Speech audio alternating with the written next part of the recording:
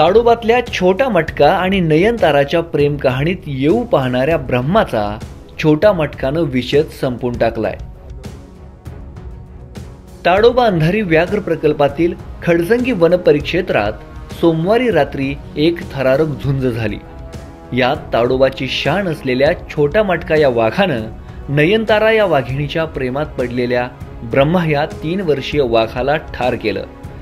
या झुंजीत छोटा मटका स्वतः देखील जखमी झालाय।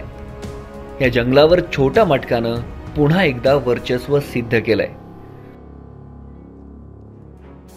छोटा मटकानं यापूर्वीही आपल्या परिसरात कोणालाही एंट्री करू दिलेली नाही।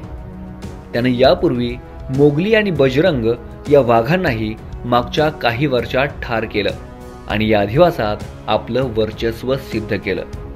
त्यानंतर आता छोटा मटकानं ब्रह्माला ठार करून पुन्हा एकदा तोच नयनतारा आणि ताडोबाचा राजा असल्याचं दाखवून दिलंय।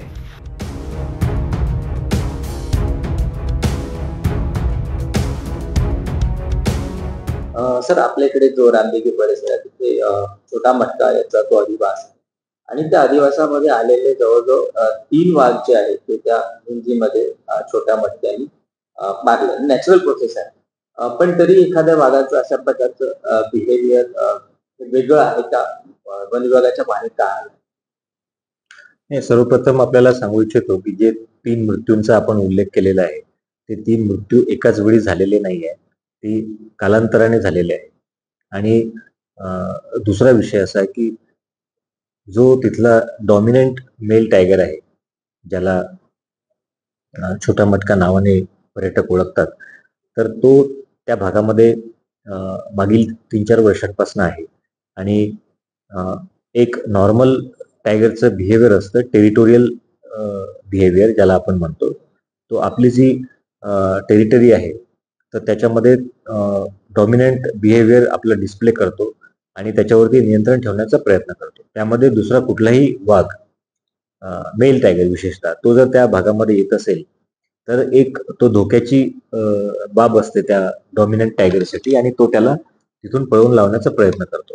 पळवून लावण्याचा प्रयत्न करत असताना जर जो काही व्हिजिटिंग टायगर आहे तो त्याच्याशी ॲग्रेसिव्ह बिहेवियरमध्ये आला तर ते डेफिनेटली त्याला जे काही आपण झुंज म्हणतो ती त्यामध्ये टेरिटोरियल फाईट होते आणि जो स्ट्रॉंग वाघ असतो, जो स्ट्रॉंगर असतो 2 पैकी, तो त्याच्यामध्ये जिंकतो। हे वाघाचं एक नैसर्गिक जीवनचक्र आहे आणि विशेषतः हे आपल्याला अशा भागामध्ये पाहायला मिळतं ज्या भागामध्ये वाघांची जी डेन्सिटी आहे, घनता जी आहे प्रति स्क्वेअर किलोमीटर, ती जास्त आहे। आणि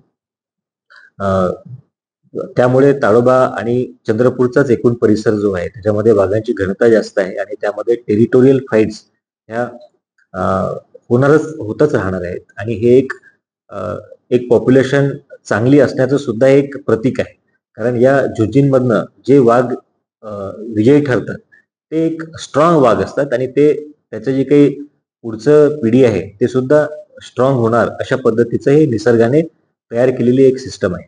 त्याच्यामुळे याच्यामध्ये हस्तक्षेप करण्याचा किंवा जो वाघ याच्यामध्ये इंज्युअर होतो त्या वाघाला बचाव करण्याचा असं कुठलंही धोरण वन विभागाचं नाही, कारण हे एक निसर्गाचं चक्र आहे आणि त्याच्यामध्ये हस्तक्षेप हा आपण टाळला पाहिजे।